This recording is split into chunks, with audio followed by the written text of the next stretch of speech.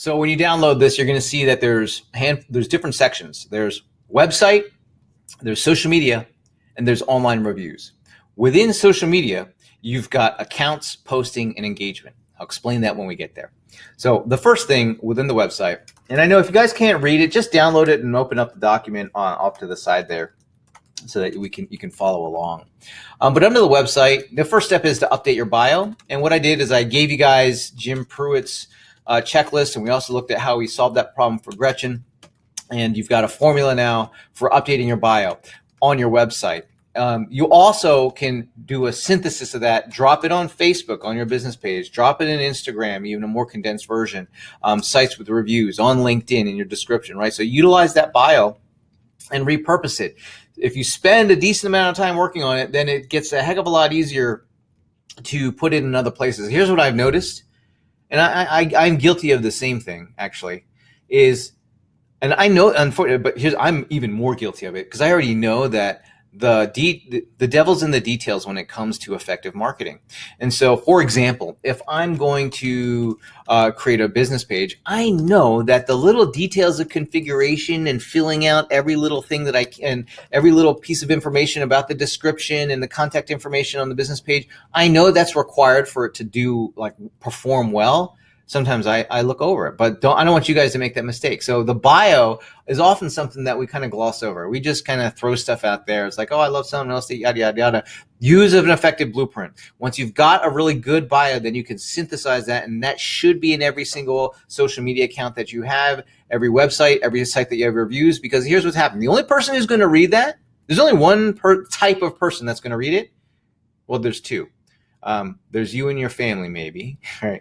But the type of person who's going to read it is the one who's thinking of hiring you, because they want to know, they want to validate that you are the right fit for them. And this is the only place that they can really do that, online. And if you haven't taken, and the easiest step is maybe they see you on YouTube, or they see you on Facebook, or they see it in social media. The easiest step is to go click on your profile, click on your information, and it's either there or not there. And when it's not there, it's a miss.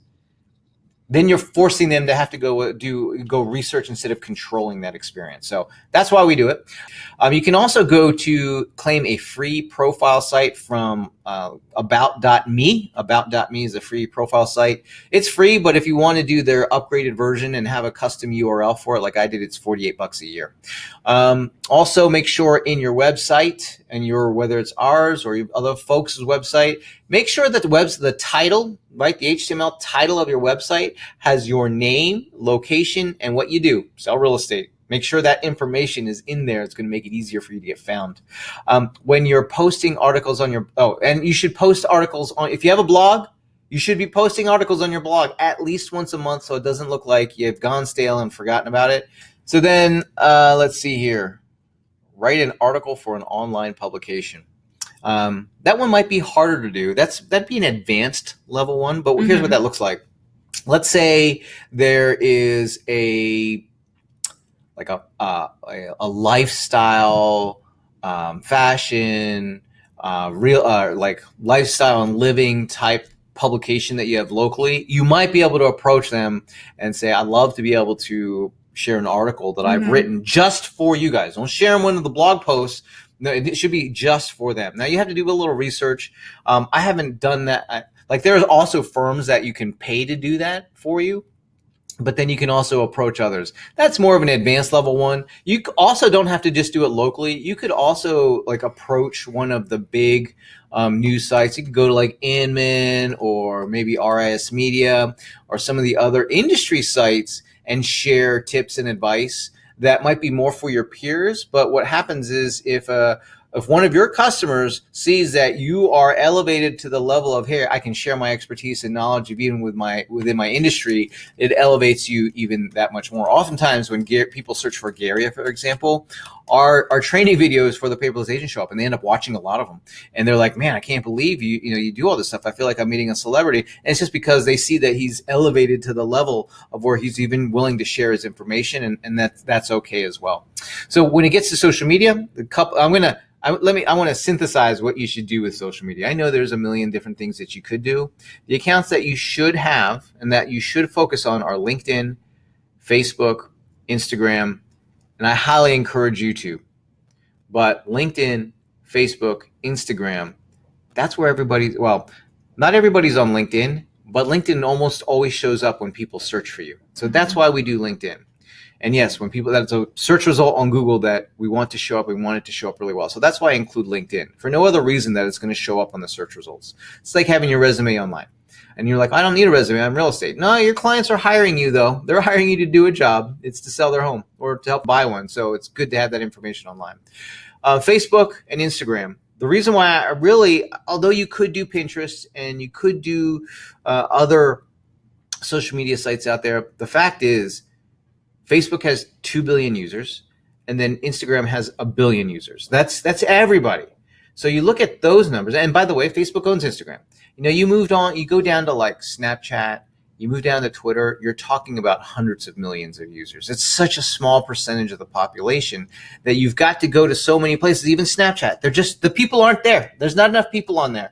And so if you're going to you spend some time posting and sharing, interacting online, go to where everybody's at. And so that's why I suggest at a minimum having LinkedIn, Facebook, Instagram, and YouTube. I suggest for this reason is that it's really cool when you can get it to show up on the search results. And I also am very bullish when it comes to doing video and video-based marketing. I'm going to share a really cool story in just a moment.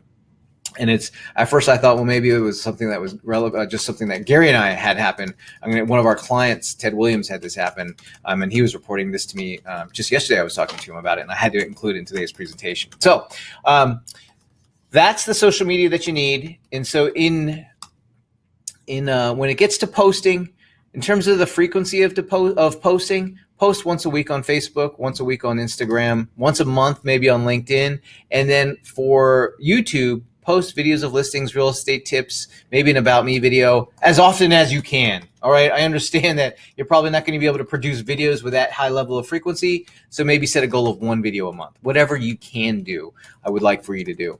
Now remember, when we're posting, we're building confidence. We want people to see us being competent. We're taking everything that we remembered from the type of reputation that we have, and we're going to share that type of information within our social media accounts, right?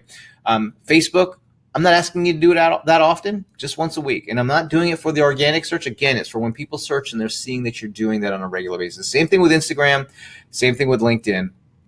YouTube as well. And so when that they go search. So this is a different strategy than posting for like lead generation. This is a strategy for posting for online reputation. Mm-hmm. So a very purposeful posts, right? You're not just posting whatever happens to come across your mind. Every time you post one of these types of posts, it's speaking directly to your online reputation. All right. Each one should be done on purpose. Each one should specifically address the questions of, all right, how do I promote the reputation? What are the characteristics and abilities that I want people to see that I have based on this information that I'm posting? Okay. Engagement. Well, with engagement, you should, as you're going through and comment, you should connect with people on Facebook by commenting on their posts. Same thing with Instagram. And then recruit people that you know on Facebook and Instagram to connect on LinkedIn. So as you're connecting with people on Facebook and Instagram, send them a LinkedIn request, because now you've got that additional connection. And you can even say in your LinkedIn request, hey, since we connected on Facebook, let's connect here as well. Just creating that additional level of connection. Now we get into the online reviews section, okay? For online reviews, set up a profile on Realtor.com. It's free. Set up a profile on Zillow. Some of you have MLSs that also have this type of feature, so set it up there if you have it. I know Austin does.